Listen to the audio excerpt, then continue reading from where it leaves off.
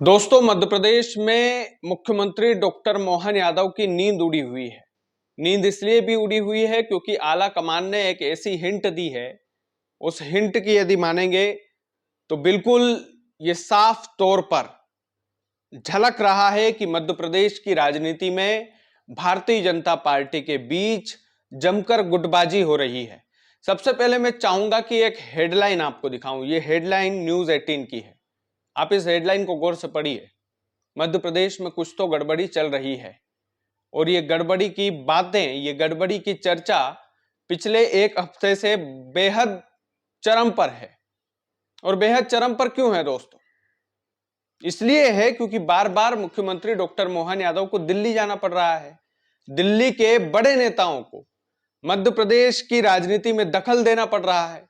और ना केवल दखल देना पड़ रहा है, अब तो ऐसा हुआ है कि मध्य प्रदेश के दो महामंत्री एक के बाद एक मध्य प्रदेश के बड़े नेताओं को समझाने के लिए भोपाल आते हैं और साफ साफ शब्दों में संगठन को सर्वोपरि रखने की सलाह दे देते हैं।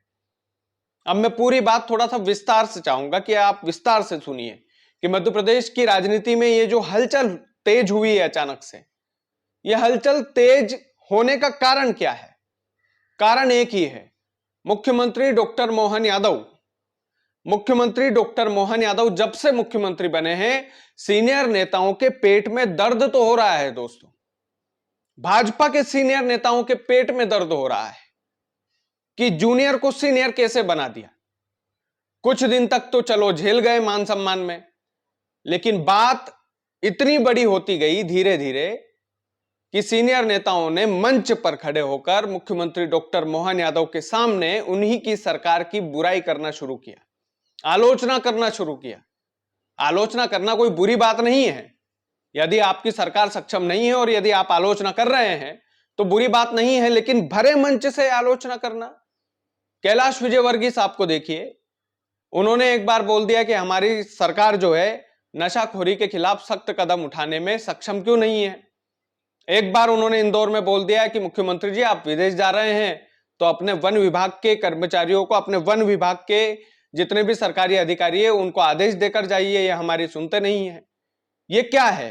प्रहलाद पटेल को देखिए, प्रहलाद पटेल कई बार मंच से, भरे मंच को छोड़ते हुए दिखाई दिए। गोपाल भार्गव छोड़ते हुए दिखाई दिए। जब मुख्यमंत्री जी भाषण दे रहे थे, उनका भाषण पूरा भी नहीं हुआ तो मैं तो यूं कहूंगा शुरू भी नहीं हुआ था और ये दोनों नेता मंच छोड़कर चले गए थे। ज्योतिरादित्य सिंधिया जब भी ग्वालियर में आते हैं, उनके गृह क्षेत्र में आते हैं गुना ग्वालियर में, तब एक अजीब अजीब से पोस्टर लगाए जाते हैं। एक पोस्टर लगाया था अभी हाल ही में कि महाराज को सीएम बनाओ नहीं तो अपनी खैर बचाओ। ये लगवाए गए हैं कि लगाए गए हैं, ये बात समझ से परे है। फिर पिछले 2-4 दिनों में 2 बार मुख्यमंत्री साहब भोपाल से दिल्ली रवाना हुए। पूर्व मुख्यमंत्री शिवराज सिंह चौहान से उन्होंने मुलाकात की। ये सब क्यों हो रहा है? और अभी हाल ही में आला कमान के 2 मंत्री में मैंने जिक्र किया था, कौन कौन मंत्री थे मैं बताता हूं आपको। एक संगठन महामंत्री बीएल संतोष कुछ दिन पहले भोपाल आए।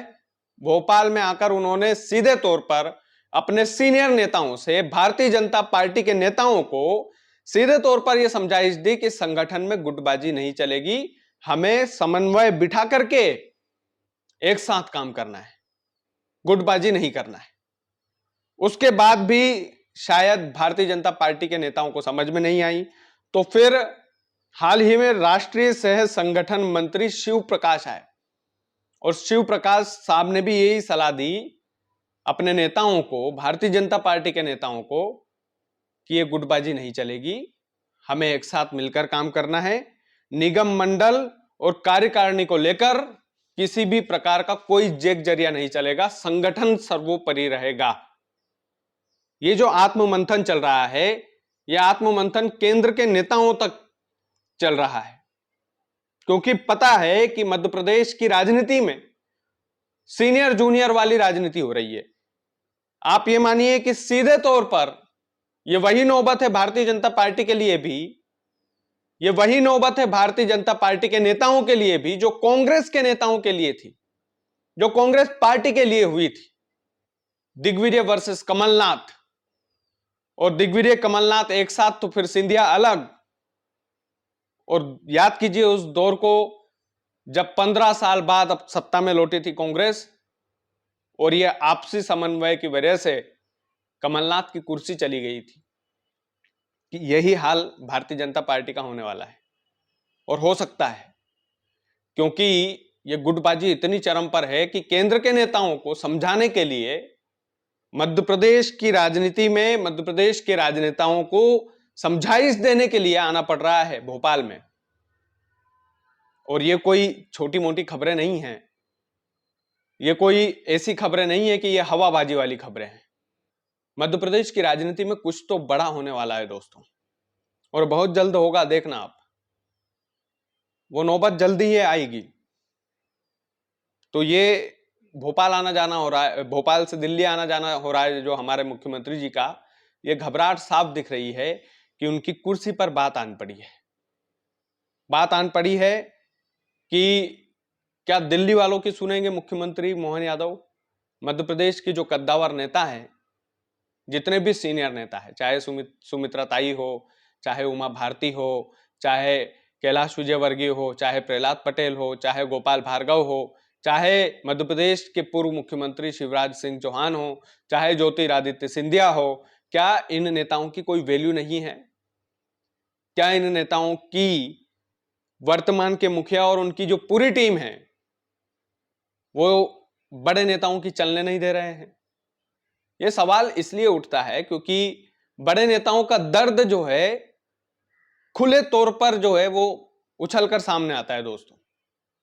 उमा भारती ने बोला था कि आप विजय शाह जैसे बदतमीज मंत्री को कैबिनेट से बाहर निकालो, इस्तीफा लो। लेकिन भले ही राजनीतिक गुरु कहते हैं मुख्यमंत्री डॉक्टर मोहन यादव उमा भारती को, लेकिन इस्तीफा नहीं लिया। तो फिर अपने गुरु की ही बात नहीं मानी तो फिर सोच लीजिए आप कि कितने अहम और कितने अहंकार में है वर्तमान के मुखिया। तो अखरेगी तो है जितने भी सीनियर नेता हैं उनको।